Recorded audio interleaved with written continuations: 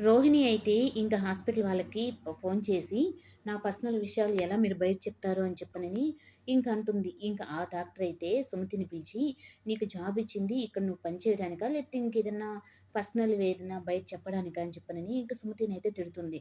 అప్పుడు "నిన్ను ఇక్కడ నీకు జాబ్ లేదు వెళ్ళిపో నువ్వు" అని చెప్పనంటే, ఇంకా సుమతి అయితే మేడం మా అమ్మ అయితే, "మేము నాకు ఈ జాబ్ చాలా అవసరం మేడం. మా అమ్మ మమ్మల్ని కష్టపడి చదివించింది. ఇప్పుడు నేను ఈ జాబ్ వల్లైనా మా అమ్మకి కాస్త హెల్ప్‌గా ఉండాలనుకుంటున్నాను. ఇంకెప్పుడు ఇలా చేయను మేడం అని చెప్పనన్నా కానీ, కనీసం కనికరం కూడా చూపకుండా సుమతినైతే ఇంక జాబ్‌లో నుంచయితే తీసేస్తుంది.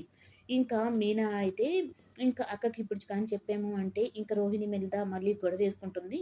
ఎందుకొచ్చిందిలే నేనే ఏదో ఒక జాబ్ చూసుకొని మళ్ళీ అక్కకి నిదానంగా చెప్తానని చెప్పని ఇంక అక్కడి నుంచయితే వెళ్ళిపోతుంది. ఇంకా శృతి అలాగే మీనా అయితే సినిమా చూస్తూ ఇంక దెయ్యం చూసి నేను పెద్దగా అయితే ఇంక మీనా అయితే అరుస్తుంది. ఏంది? ఎందుకు అరుస్తున్నారంటే, తను దెయ్యం సినిమా చూసి అరుస్తుందంటే, "దెయ్యాలంటే ఏమన్నా భయమా నీకు?"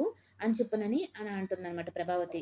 ఇంక ప్రభావతికైతే ఇంక శృతి అయితే, "ఈరోజు అత్తయ్యని నేను భయపిస్తాను చూడు" అని చెప్పనని, ఇంక నైట్ అందరూ పడుకునిన తర్వాత ప్రభావతి రూమ్ దగ్గరికైతే వెళ్ళి, ఇంక మైకు అలాగే అన్ని పెట్టుకొని తననైతే భయపిస్తూ ఉంటుంది. ఇంక ఈట్లికైతే అవే అరుపులు ఇంక మనోజ్ కూడా వినుకొని, వామ్మో! దెయ్యం వచ్చినట్టుంది మన ఇంట్లోకి అని చెప్పనని, ఇంక పరిగెత్తుకుంటూ అయితే వస్తారు. ఇంకిద్దరు అమ్మ, కొడుకు అయితే ఇంక వంటింట్లోకొచ్చి ఒకరినొకరు చూసుకొని, ఇంక మనోజ్ దెయ్యమని చెప్పని, ఇంక ప్రభావతి దెయ్యమని చెప్పనని మనోజ్ అయితే.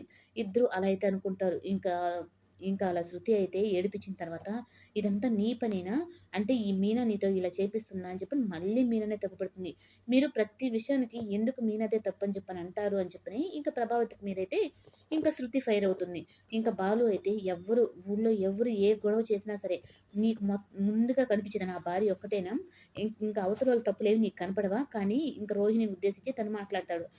కొంతమంది బండారాలు బయట పడకుండా అవతల వాళ్ళని తప్పు చేసి తప్పించుకుంటున్నారు. కానీ నిజం ఎప్పుడూ దాక్కొని ఉండదు. అది బయటపడే రోజుకే బయటపడుతుందని చెప్పి అనేటప్పటికి రోహిణి అయితే చాలా జాగ్రత్త పడుతుంది.